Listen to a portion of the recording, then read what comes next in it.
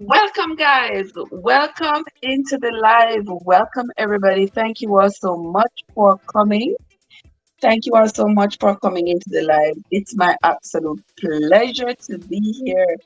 All right, guys, it is Wednesday evening.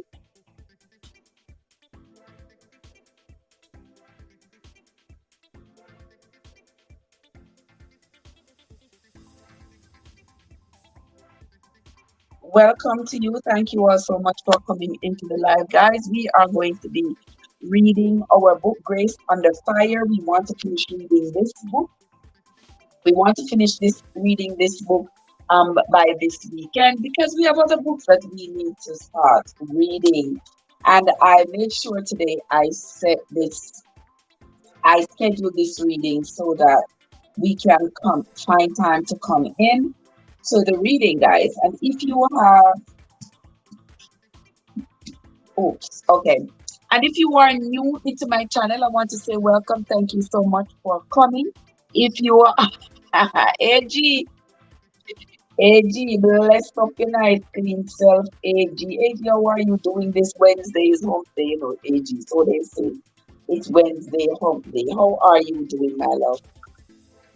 So this evening, my friends, I want us to read this book, Grace Under Fire. We want to finish reading this book. We should have finished reading it already, but you know how life goes. So we are going to try to finish reading it this weekend. We are now on chapter 34 with just a few more to go. Maybe the next 2 days or so we should be finished pending. Um, and for those of you who have been following me as I've been reading this book, I hope you all have been enjoying the reading as much as I have been enjoying it. This reading has a lot of twists and turns and love and hate and success and defeat and the contrast in the book. The contrasts in the book are just phenomenal. I just love that. They are just so exciting. And so we are seeing right now where Isabel, Isabel has been kidnapped by Clive Orcus's mother Freya. And Lordy, Lordy, Lordy, I am wondering if what's her name? The Nessie. Nessie is her name. If Nessie has something to do with it. Because remember, Nessie is the one who came into the door to ask Isabel for the autographs. And then for Isabel to help her take out those boxes to her car. And that's when Freya pounced upon Isabel with a gun and kidnapped her. Well, in the last reading, is Freya is asking Isabel to drive because you see, Freya doesn't want to be distracted by the driving.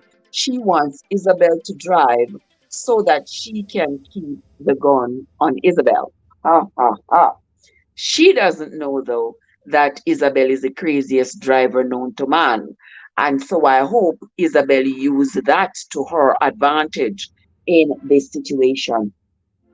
We are going to be continuing the reading, and I am excited to find out what happens after Isabel is forced into the car with Freya, and when is it that Michael is going to find out that Isabel is missing. So come on with me, guys. Come on with me and let us read and let us read this book. All right, let's begin.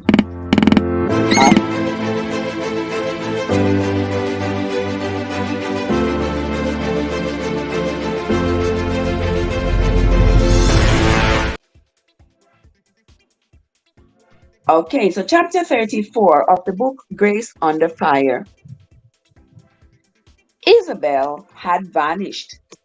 Michael searched the building, looking for her, then went outside and circled the area, thinking she might have wanted to stretch her legs and get some fresh air. No, he knew she wouldn't have done that. Still, he had to look. They had made a pact. She had promised him that she wouldn't go anywhere without him. She gave him her word, and she wouldn't break it. So, what happened to her? He was not going to panic. He had to stay calm and clear-headed so he could find her. She hadn't been gone long. He had seen her just a few minutes ago. She was in the lobby talking to Nessie, and now she's gone. Someone had taken her. It was the only possible explanation. Michael wouldn't allow himself to think she might be hurt. He had never been this scared before. If anything happened to her, if he lost her forever.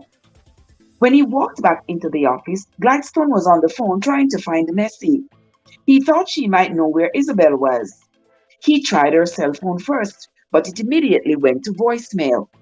He called her home phone next. Her husband, William, told him that Nessie had planned to stop at the local bakery to pick up some sweet cakes. Gladstone caught her there just as she was leaving. Nessie was rattled. Did something happen? Did I forget to do something? Do you need me to come back in? What's wrong? When Gladstone could get a word in, he said, "We can't find Isabel." What? What did you do with her? No. We can't find her, he repeated. We hoped she might be with you. No, Nessie answered. She sounded calmer now. Isabel helped me carry some boxes to my car, and she stood outside the door as I drove off. I waved to her. She added the insignificant fact before continuing. I did notice a car parked on the side of the building when I made a U-turn to get out of the lot. I don't know who the car belonged to. What kind of car was it? A sedan, a dark blue sedan. I don't know the make. Michael had already called Isabel's cell phone. No answer, but it didn't immediately go to voicemail. He called Inspector Sinclair next for help. The second he answered, Michael asked, "Did you arrest Grandma Gibson? Do you have him in custody?" Sinclair could hear the urgency in Michael's voice and knew something was wrong. "No," he answered. "I've got officers out looking for him." One of his neighbors said she saw him throw a bag in his SUV and take off. She said he was in quite a hurry. "I think he must have heard we were coming for him." Grandma Gibson was Clive Harkness's partner in crime. Michael remembered what Gibson had shouted at Isabel. "I'm going to make sure you can't cause trouble." "Isabel is missing," Michael said. "I think Gibson has her." Saying the words out loud sent a chill down his spine. The hatred Michael had seen in the man's eyes should have been warning enough that he would do something. Where would he take her? It would have to be someplace private where no one would see or hear. The highlands were perfect for him, with the mountains and the rugged, unexplored terrain. There were 100 places he could hide her and not be seen. Sinclair pulled him back from his dark thoughts. "Meet me at the Rosemont police station. He'll hear, he'll hear calls coming in. I'm going to pull a bulletin out on Isabel right now. And Michael, yes, we are going to find her." OMG. Chapter 35. Freya started screaming before they had driven out of the village. "Turn left down that road between the trees." "I said left, not now," she screamed. "Wait until that truck gets out of the way." The truck driver was honking and shouting at Isabel, even though the window was closed and Freya was yelling at her. Isabel could still hear the truck driver. She thought he was telling her to move over. The way he was wildly waving his arms suggested that's what he was saying. With all the chaos, Freya screaming and cars honking, it was difficult for Isabel to concentrate on driving. She kept forgetting that they drove on the left side of the road in Scotland. She swerved to get over and narrowly missed hitting another car. The owner of that vehicle was now honking at her. She must have been driving too fast because she made the turn on two wheels. She knew that by now Michael would have noticed that she was missing and called the police, and they would be looking for her. She still had hope. But once she turned onto the isolated dirt road, hope vanished. The area was desolate and wooded, and she didn't think they would ever find her here. The only building she passed was an old, burnt out shell of either a cottage or a barn. They bounced along the broken dirt road, twisting and turning with the curves. God, she was scared. She gripped the steering wheel with all her might. The gun was pointed at her, and every now and then Freya would jam it into her ribs. Isabel couldn't tell if the gun's safety was on or not. If it was off, well, she was so afraid she could barely think. Horrifying images of gun going off flashed through her brain, but she quelled them. She couldn't let fear control her. She needed to figure out a way to escape, even though the gun in her side was running the show now. If she could get it away from Freya, but how? Slow down, Freya ordered. Pull over and park in that clump of trees. Back in so we can see the road. Isabel slowed the car and looked at the trees Freya was pointing to. The pines were so close together, Isabel didn't know how she was going to fit the car between them. Backing up was a challenge. The steering wheel was on the wrong side of the car, and Isabel couldn't quite adjust to that change. She was also having trouble shifting the gear. After several grinding tires, she finally got it in reverse. But while she was backing up, a tree trunk got in her way and scraped the length of the car. It clipped the side mirror, which broke loose and was now hanging by a couple of wires. As she persisted, the mirror dropped to the ground. Stop here! Stop right here! You are destroying my car! Isabel put the car in park, but kept the engine running. Freya never took her eyes off Isabel as she picked up her phone from the console. If your hands move from the steering wheel, I'll shoot you. Do you understand? Yes, yes, I do. Whomever she was calling must have been waiting to hear from her because only a couple of seconds passed before there was another answer. I've got her. Yes, she's right here in the car with me. I was looking for an opportunity. I thought I'd have to follow her for at least a day or two, but she made it quite easy for me. How long will it take you to meet us? There was an annoying bite in her tone. Where? At the spot you chose. That's where. Freya ended the call, checked her watch, and said, We'll wait here until it's time. Who are you talking to? You'll find out soon enough. Now shut your mouth. Panicky thought raced through Isabel's head. What was she going to do? How was she going to get away from this mania? Her mind bounced from one idea to the next. She had her seatbelt on and thought about unclipping it and jumping out of the car. But where could she run that Freya wouldn't have a clear shot at her? Besides, she was pinned in by the trees and probably couldn't even get her car door open. She'd have to climb over Freya to get out, and that was ludicrous. She noticed that Freya didn't have her seatbelt on. Once they were on the road again, Isabel could drive real fast, then slam on the brakes. Hopefully, Freya would go through the windshield, or at least knock herself out if her head hit hard enough. She could still shoot Isabel though. If she didn't have the safety on the gun, it might go off. It seemed hopeless. Every plan Isabel thought of ended with her getting shot. As surprisingly strong as Freya was, Isabel thought she was stronger. Back at the lawyer's office, her shock at being grabbed had given Freya the edge. That and the gun in Freya's hand. Maybe Isabel could grab the gun and twist it until Freya let go. And then what? Once Isabel got the gun, would she shoot Freya? Violence was wrong. It was a sin, and taking joy from it made it worse. But at the moment, she was willing to take on the guilt. Of course, yes, to protect herself. Isabel came up with another idea. People liked to talk to her, to tell her their worries. And if she could get Freya to open up about her troubles and her son, or even brag about him, the woman would hopefully relax, sit back, and move the gun away from Isabel. Having it glued to her side and not knowing if the safety was on was terrifying. Any second it could discharge, but if it was in Freya's lap, Isabel could grab it, hold it down with all her might, and punch Freya with her other hand.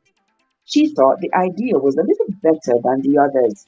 To get Freya talking, Isabel knew she would have to sound sympathetic, and that was going to be a real stretch. Until it's time for what? Isabel asked. What? You said we would wait here until it was time. Time for what? Time to drive on. Now shut up, she snapped. Freya was so filled with hatred, it was eating away at her. No wonder Clive was such a mean bully. He had his mother to teach him.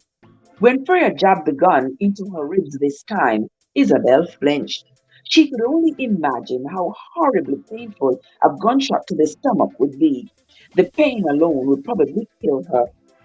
Stop thinking like that, she told herself. Concentrate on getting away. The longer they sat waiting, the more impatient Freya became. You have caused me a great deal of trouble. Do you know that? You should have signed the land over to my son. Why would I do that? Your son hired men to kill me. You stupid girl, Freya coughed. Clive isn't smart enough to plan a murder. He didn't know anything about it. That boy would have nothing if it weren't for me. Isabel couldn't hide her surprise. Was Freya telling her the truth? If it wasn't Clive who hired those men to kill me, then who was it? The smirk on Freya's face gave her the answer. It was you, wasn't it? She asked this, and before Freya could admit it, Isabel said, Did you do it alone, or did you have help? Walter hired men for me. Walter McCarthy. Enough talking. Now shut your mouth. Isabel ignored the demand. You are right, Freya. I am stupid. Do you know when I met you, I felt really sorry for you. The poor woman who raised a difficult boy on her own. I got it all wrong, didn't I? Not that it matters now. Joe, what's up? Not that it matters now. Freya remained silent. Isabel decided to try praise to get her talking. It was very clever of you to convince your son and everyone else in Glen McKenna that he was the rightful heir. So tell me, is he? She still didn't answer. Isabel wasn't deterred. If you were so certain that Clive is Compton's son, why didn't you get proof?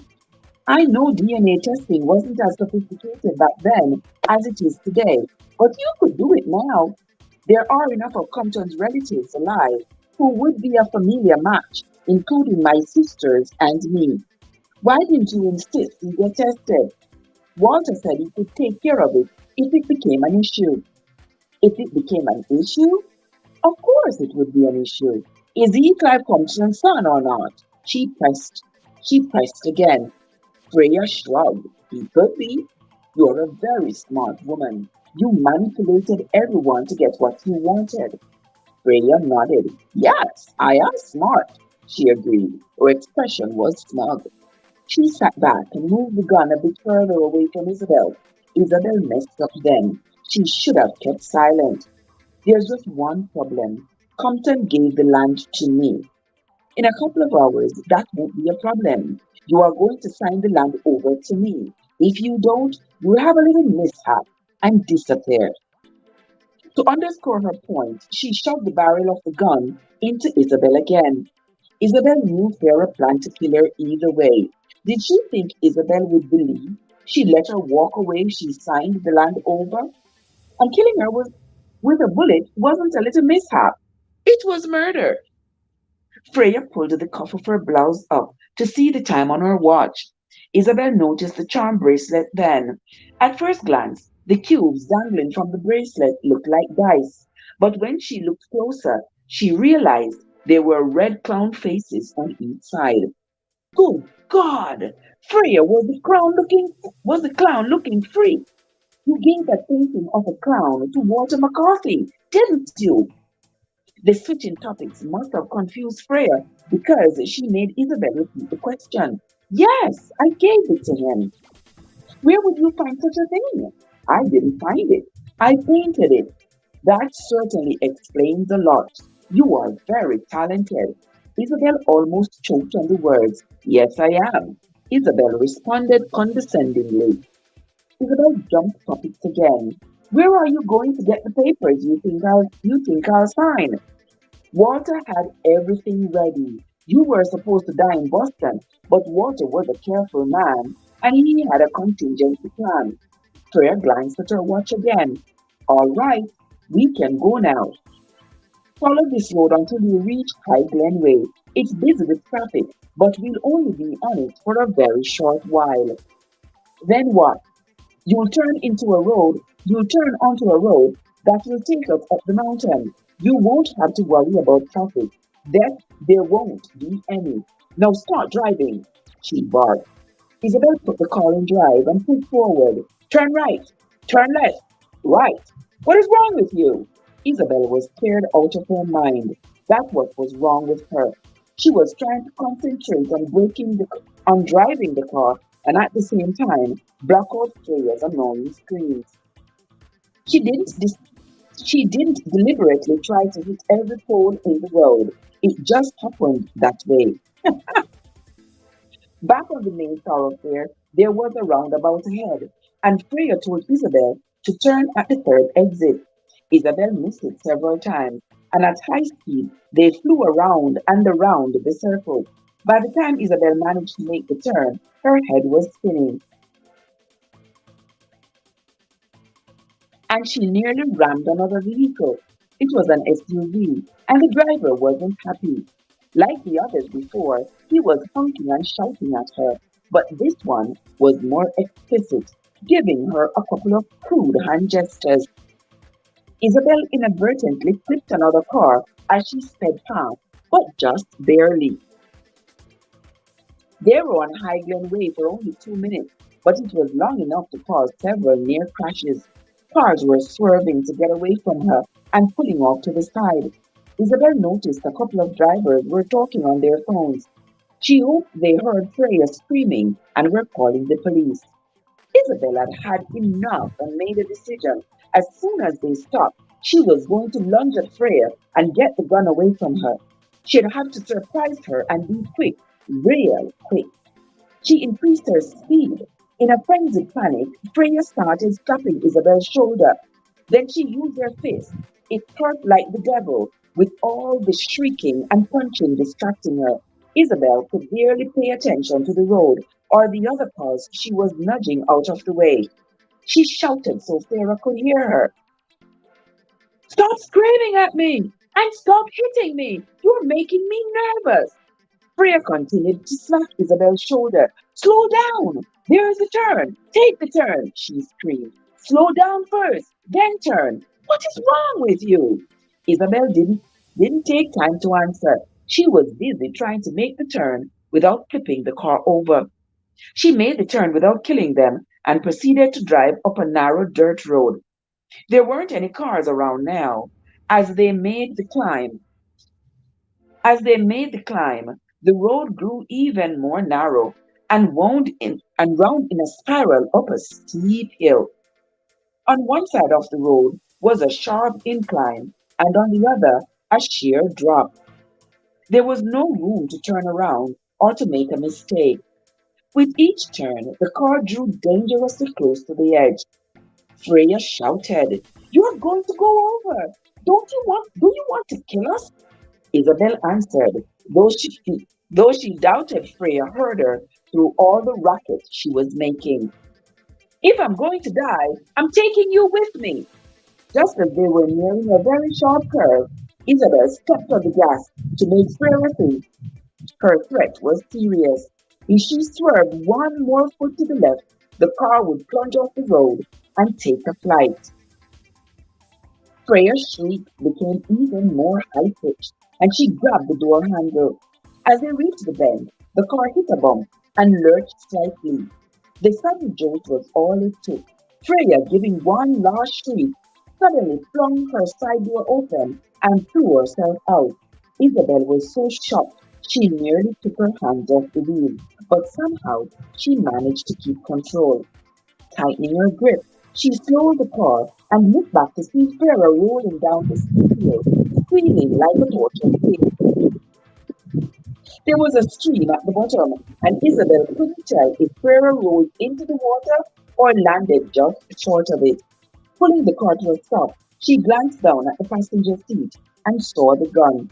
Freya hadn't taken it with her. There it was, sitting on the seat, the barrel pointed towards her. She reached over, grabbed it, and lifted it to take a quick look. Oh my holy she whispered.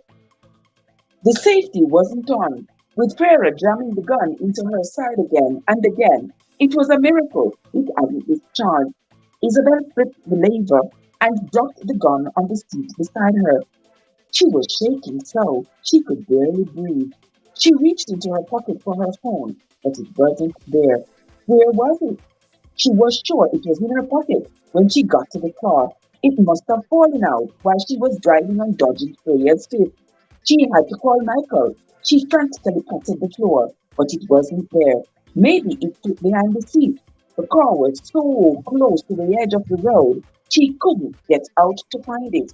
And looking at the road ahead, she knew she was almost at the top. She also knew someone was there waiting for her.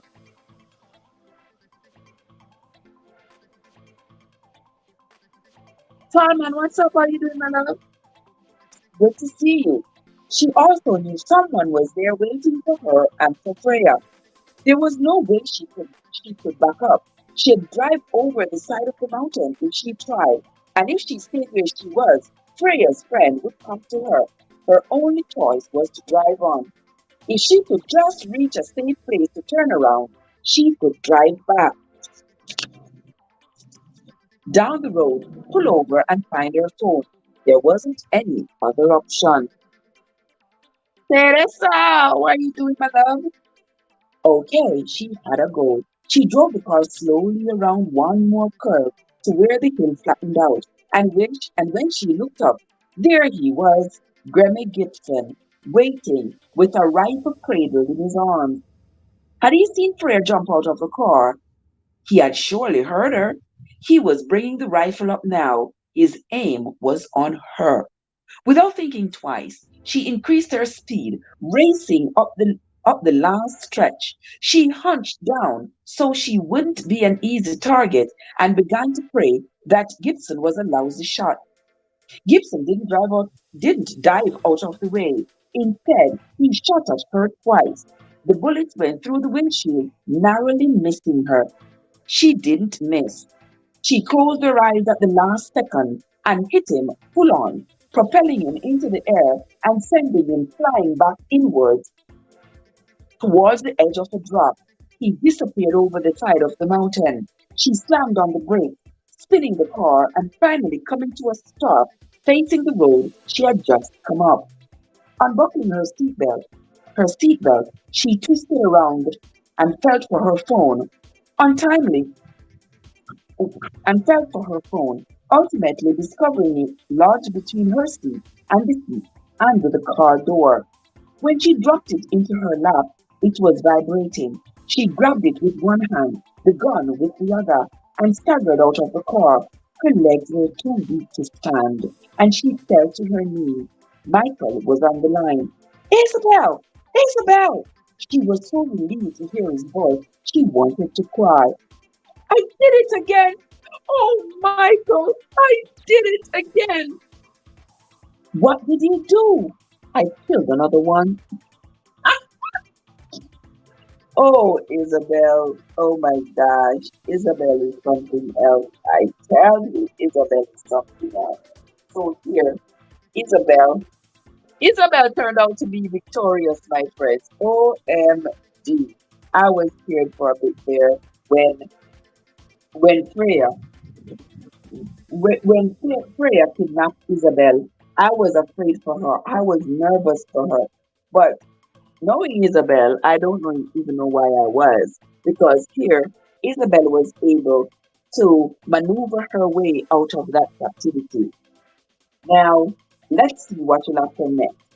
Now she has taken out Granny Gibson, and Freya is down the hill, maybe in the river or beside the river. But let us continue. Chapter 36. We're only reading for an hour, so we have 30 minutes to go. Chapter 36. While Isabel was being terrorized by Freya, Michael was going out of his mind, worrying about her. He rushed into the Rosemore police station looking for Inspector Sinclair, just as the first call came in from a frantic driver. Danny, the past stalker, answered the phone and, as was his habit, put it on speaker. This year is Sheldon Pierce calling. There's a young lady driving an older lady, and the older lady appears to be very upset. She's screaming something awful. The driver is weaving and swaying in and out of traffic, and she's going to kill someone if she isn't stopped. She shot out of the roundabout and nearly crashed into me. You had best get her off the road. The call was disconnected before Danny could ask which roundabout. There were quite a few in the Highlands. Quick as a blink, another call came in. The woman didn't identify herself, but it was clear from her shaky voice that she was distressed. A driver in a blue car just clipped the bumper of my brand new Range Rover, and she didn't stop to see if she had done any damage. There was another lady with the driver, and she was yelling. The driver kept drifting into the other lane. She was hitting her too. The driver was hitting the older lady? Danny asked, trying to clarify. No, the older lady was hitting the driver. You better do something before they crash. I think the driver might be inebriated. From the description the caller gave, Michael suspected Isabel was the erratic driver. He felt a wave of relief because she was alive, and if she was driving, hadn't been hurt. But the feeling didn't last long. From past experience riding with her, he knew it was very possible she could accidentally kill herself by driving into a tree. He needed to find her. He had called her cell phone several times, but after several rings, it went to voicemail. He knew she had turned the phone on and assumed the ringer was off. He left a message in case she picked up. Where did this happen? Danny asked the caller. On Glen Highway. There was a map of the area pinned to the wall. Michael studied it for a minute and became more and more frustrated. High Glenway curved around Dunross and intersected with a major road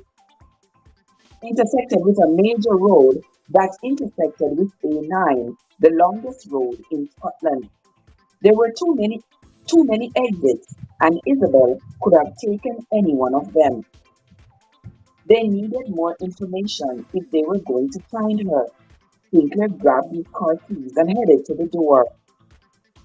We'll head over to the Glen Highway. My car is equipped with a police radio, and hopefully Danny will call us with more information on Isabel's whereabouts. Michael was right behind him. Just then, another call came in. Michael stopped in the doorway to listen, while Sinclair ran ahead to get his car.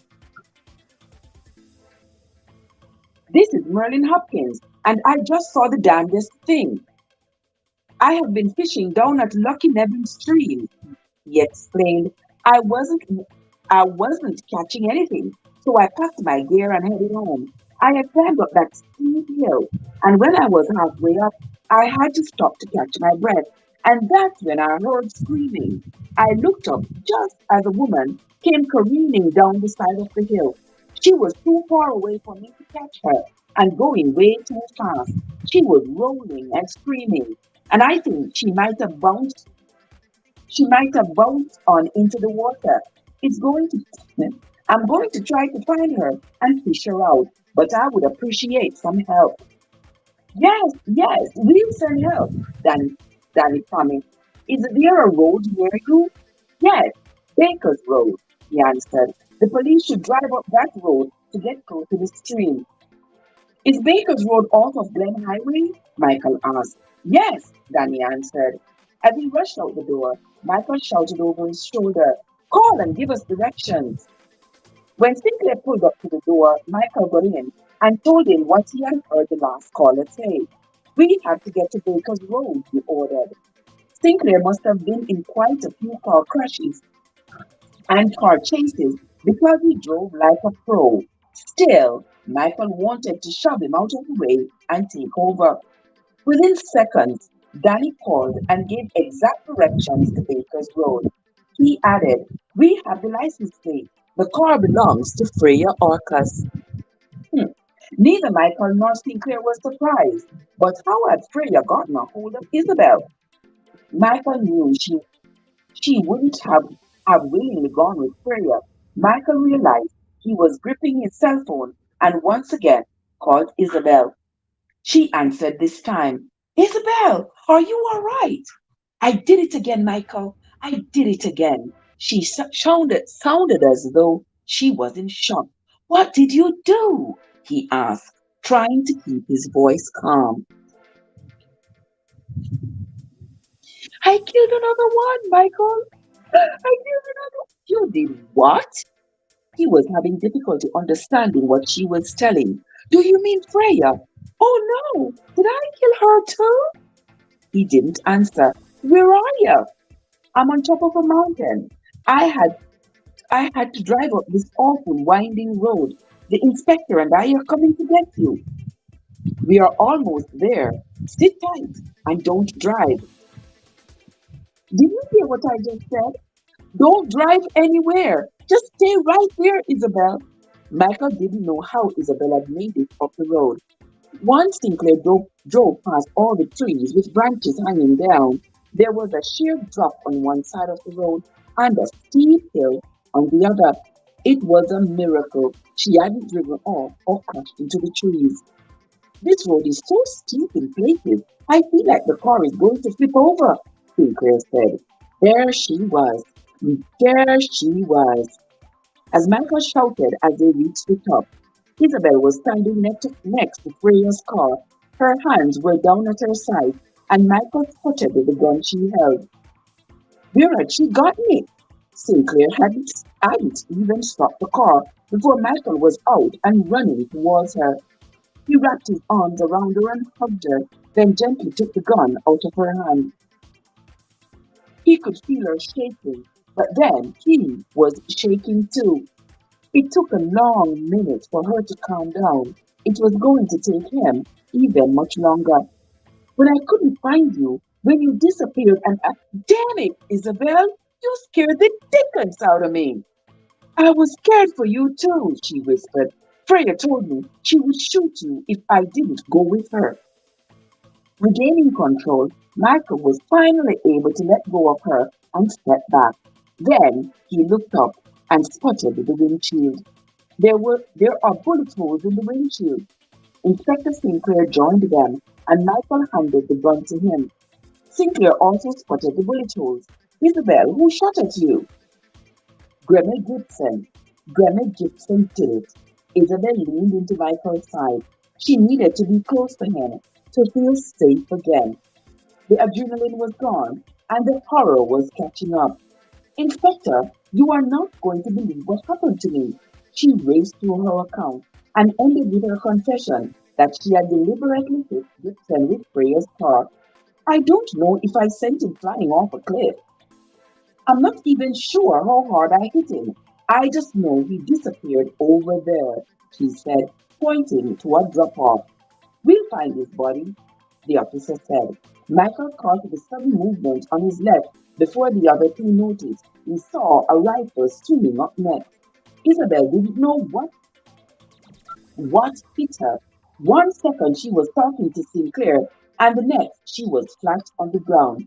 Michael had pushed her down behind Freya's car and at the same time grabbed Sinclair's arm and jerked him out of the way. The first bullet whizzed past Sinclair's cheek. Had Michael not acted so fast, it would have killed him.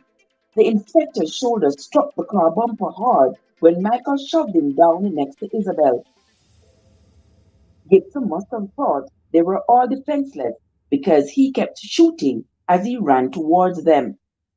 What the hell is he thinking? Sinclair shouted. Michael answered that he has nothing to lose. Sinclair tossed the gun to him. You killed that bastard. As much as the idea appealed to him, Michael didn't kill Gibson. Rising up from behind the car, he took aim and shot the rifle out of his hands. Gibson dropped to the ground, howling in pain. Michael ran towards him and grabbed the rifle. Sinclair followed. Michael handed him the rifle, then patted down Gibson and found a pistol and a wicked-looking knife. The man had come prepared for anything. Isabel stayed by the car. She was actually relieved she hadn't killed Gibson when she had hit him. Holding his wounded arm, he was writhing on the ground and wailing. But she didn't have an ounce of sympathy for this evil guy. He had tried to kill us, all three of them. He deserved to be in pain. Just as Michael and Sinclair pulled Gibson to his feet, Danny and another officer came running up the hill. Isabel rushed over to him. Danny, has anyone found Freya Arcus yet? She asked. Two officers are looking for her. A couple of minutes later, Gibson was in Danny's police car and heading back down the mountain. Sinclair watched the car disappear down the steep road, then turned to Isabel. Did you push Freya out of the car, or did she jump? Isabel was still so angry with Freya, she was sorry she didn't push her. She jumped out, Isabel said. It happened so fast. 1 second she was there, and the next she was gone. She was screaming at me and hitting me, and when I was driving around a short curve, she opened the door and jumped. She was in such a hurry, she left her gun on the seat. She had been jamming it in my side this whole time, and she didn't have the safety on. Michael shook his head, imagining the worst. You could have been killed, Isabel. Isabel was so relieved to have Michael next to her. Tears came rolling down her cheeks. She didn't want to be needy, and she usually wasn't.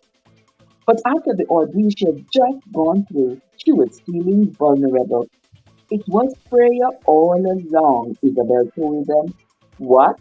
Michael asked, still trying to sort out all that had just happened. She's the one who planned to have me killed. It wasn't Clive.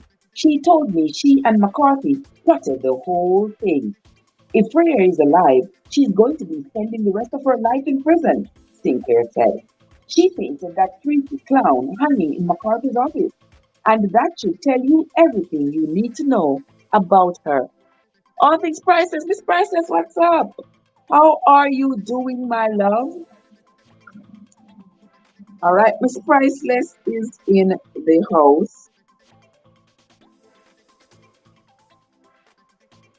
Hold on there, all things Miss Priceless. All things Miss Priceless, welcome into the live. We're going to be here for just another few minutes, maybe another 15 minutes or so, but I got to give you some watch hours. Let me see your playlist. My weight loss journey. Okay. All right. Let me run your playlist, all things Miss Priceless. You know I gotta share a little bit of me with everybody. All right, there you go, my love. All right, there you go, my love. There you go. I don't know why Miss Priceless face looks so familiar. Your face looks so familiar. I keep asking myself, where do I know this person from? I don't know, but anywho.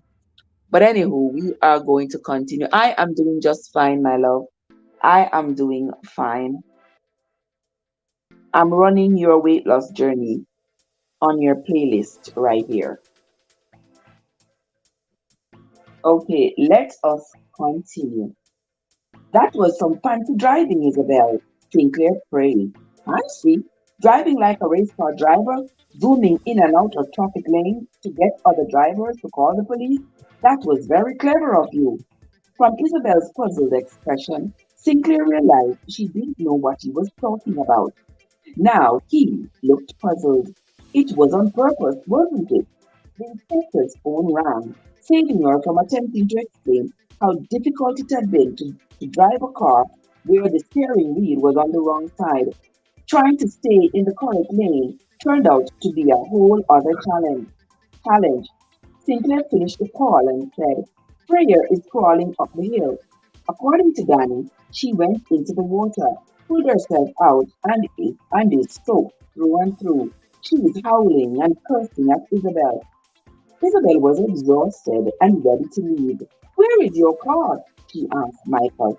Back at the station. I'll drive you back, Sinclair said. I left the keys in Freya's car. Sinclair nodded. Don't worry about it. The three of them drove down the steep road, but were stopped midway. Danny's car blocked them from going any further. He was out of the car and looking down at the bottom of the hill where Freya stood with two officers on either side of her. They were offering assistance, but she was having none of it. Lashing out at them, she cursed and jerked her fingers free from their grasp. She really was a mess. Her thick eyeliner had dripped black lines down her cheeks, and her hair was standing on end. When she looked up and spotted Isabel, her obscenities intensified. She kind of looks like the clown she painted, doesn't she? Michael remarked. Isabel couldn't resist. Wanting to let Freya know that Rene Gibson hadn't succeeded, that she was still alive and well, she took a step forward, waited until Freya looked at her again, and then waved. Another round of profanity followed her gesture. Unfazed by the onslaught of insults, Isabel merely smiled and said, Shall we go? Oh, yes, I am from St. Anne, Miss Priceless. Yes, I am from St. Anne. And you look really, really familiar. Every time I look on your page and I see you, I say, I know this girl from somewhere, but I just can't tell where. So maybe it's a St. Anne magic. Maybe that's what it is. Okay, let's move on to chapter 37.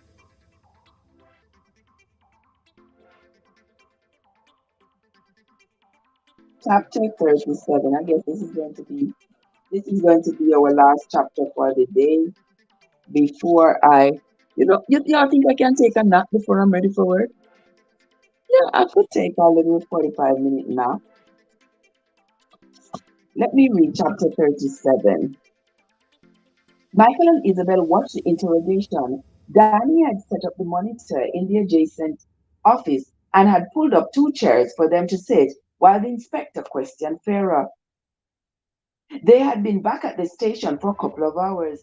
While Freya was being told the charges against her, Isabel, in another room, was giving a statement detailing the events from the time Freya showed up at the law office to the arrest of Gibson. It had been a long, trying day, but when Sinclair offered to let Michael and her observe the interrogation, there was no way Isabel was going to miss seeing Freya try to manipulate her way out of the mess she was in. Michael thought the interrogation was hilarious at times. Isabel found it infuriating. Everything out of Freya's mouth was a lie. Michael had to block Isabel with his arm several times to keep her from bolting out of her chair and storming into the interrogation room. Freya blamed everything, including her miserable life, on Isabel. None of what happened today was her fault. According to Freya, it was Isabel who forced her at gunpoint into the car and proceeded to scare her to death by driving like a mad woman. She was certain Isabel was going to shoot her because she kept waving her gun and poking it into her side. And when they had almost reached the top of the treacherous road, Isabel had reached over, opened the passenger seat, opened the passenger door, and pushed Freya out. I pushed her out? Isabel gasped. Did you hear what she said? Michael once again arm blocked her to keep her in her chair. Yes, I heard. I'm waiting to hear where you got the gun. I didn't get a gun. It's hers. He laughed. I know it's her gun. I want to hear the spin she puts on it. They both looked back at the monitor just as Danny walked into the interrogation room and handed Sinclair an envelope. The inspector opened it, read the paper inside, and told Danny to make a copy and give it to Michael Buchanan. Then bring the original back to me, he instructed. Freya continued to glare at Sinclair from across the table. She had been given a change of clothes, a long sleeve, lime green t shirt, and sweatpants. A considerable amount of makeup had been wiped from her face, and she now looked 15 years older than Isabel had previously estimated. Being as mean as a rabid Rottweiler had obviously aged her. That McKenna woman is a greedy bitch, Freya grumbled. She knows the land belongs to my son. She tried to kill me to shut me up because I've been telling everyone the truth. Sinclair looked at the camera and shook his head. Compton McKenna was never going to marry you or claim Clyde for his son. I've done a little research, Freya, he said as he opened his notebook. You already had somewhat of a reputation before you met Compton. Freya crossed her arms defiantly. Oh, and what was that? According to the people I've spoken to, you have had quite a few, shall we say, intimate relationships with men. She reached out with her hand to strike him, but stopped herself in time. How dare you? She shouted. Sinclair decided to be more direct. You had sex with a lot of men back then, didn't you? Freya scoffed as though Sinclair's question was absurd. I like, I like SDX. There isn't anything wrong with that. Did you ever take money for sex? She shrugged. My men like me, and they like to take care of me, and I let them. Did Compton like you? He must have. He got me pregnant. At that moment, Danny walked into the room where Michael and Isabel were watching and handed Michael the copy of the paper Sinclair had given him. Michael quickly scanned the page. What is it? Isabel asked. Instead of answering, Michael pointed to the monitor and said, Watch, you see. Isabel turned back to the screen to see Danny hand the original back to Sinclair. The land doesn't the land doesn't belong to your son, does it, Freya? Sinclair asked as he held the paper up in front of her. Compton McKenna isn't Clyde's father, but you knew that already, don't you? You are wrong. Compton is my child's father, Freya argued. Sinclair handed the paper over to Freya. DNA doesn't lie. What is it? Freya asked, glancing at the paper suspiciously. That's proof that Compton couldn't be Clyde's father. There is no DNA match. Panic crossed Freya's face. But how? No! This isn't real! She threw the paper back at him. You manipulated the results. That's what you did. Surprised and puzzled, Isabel turned to Michael for answers. We took the DNA from Clyde's very nose after the pub fight. As luck would have it, there were DNA results on record from Compton's great nephew, who happens to be doing time in prison back in the States. So we were able to get the lab to do a rush analysis. There was no connection to the McKenna family. So Clyde never had a claim, Isabel said. Do you think he knew? I doubt it. I think Sarah kept that little secret to herself, with one exception. Who is that? Walter McCarthy. The analysis shows a genetic match to him. So that's why McCarthy was so involved in stopping me. He was Clyde's father. He and Freya had big plans, didn't they? Yes, Michael said, turning his attention back to the monitor. Sinclair was shaking his head. Lying comes easy to you, doesn't it? He asked Freya. Do you ever tell the truth? Freya didn't have anything to say to that. Her chin came up a notch, and her eyes all but glowed with hatred. Grandma Gibson had already confessed, Sinclair said. He told us you hired him to kill Isabel McKenna. Freya slammed her fist on the table. He's lying! He's saying anything to save his own skin! Once again, Sinclair tried to get Freya to come clean, but when she wouldn't budge, he called a halt. I'm finished here, he said as he shut his notebook. He called out to another officer, who immediately entered the interrogation room and pushed her to her feet. Where are you taking me? She demanded. I haven't done anything wrong. Sinclair, mut- Sinclair muttered something under his breath, then once again gave her a summary of the charges against her. She homed in on the charge of attempted murder, acting as though she were just now hearing about it, though the inspector had spelled out each charge 2 and 3 times already. Attempted murder? You can't be serious. I didn't attempt to murder anyone. That McKenna woman attempted to murder me. Do your job, she snapped. Go arrest her and let me go home. Isabel couldn't watch any longer. I'm beginning to think she really believes what she's saying. Michael disagreed. She knows what she did. I doubt she'll ever own up to it, though. I'm ready to get out of here. She stood, arched her back to work out the stiffness. It seems we have been sitting for hours. Sinclair looked worn out when he joined them, and Isabel didn't want to keep him.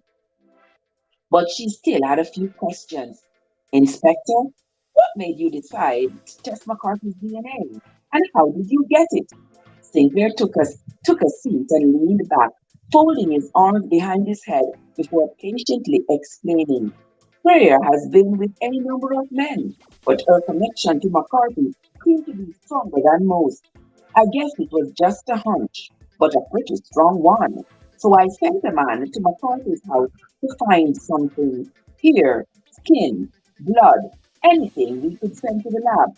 He smiled. Lucky for us, McCarthy was going bald, and there was hair everywhere on his pillow, in his home, on his sheets, on his couch, everywhere. With all the proof against her, I can't believe her still denies everything. She can deny all she wants, Sinclair said. Facts don't lie. Before letting them leave, he told them he had all the information necessary to contact them, but he didn't think they would have to return to the Highlands anytime soon. He would keep them informed of the progress. The courts were cluttered with cases now, so it was going to take a while before Clive Orcus, Graham Gibson, and Freya Orcus had their day in court. Wow, that is the end of the reading of chapter 27. Chapter 37, I mean. And that is the end of the reading for today, my friends. Once again, I want to say thanks to those of you who came into the live. I sincerely appreciate you all. And I appreciate those of you who continue to support my channel.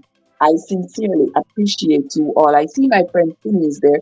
Finney, my sister Teresa is here. There is Joe and AG and all things is priceless and everybody else who came into the live. I sincerely appreciate you all. Thank you all so much for coming. And that is where we are going to end for today. This is where we are going to end for today, my friends. Join me again tomorrow morning, first thing in the morning. We will be reading the Bible and then we will be finishing this book, Grace Under Fire by Julie Garwood. Until then, my friends, this is Trev from Trevessence, where you are. Journey matters. Don't have yourselves a great afternoon, my friends, and I am off to work. So I will see you all later, tomorrow morning, actually.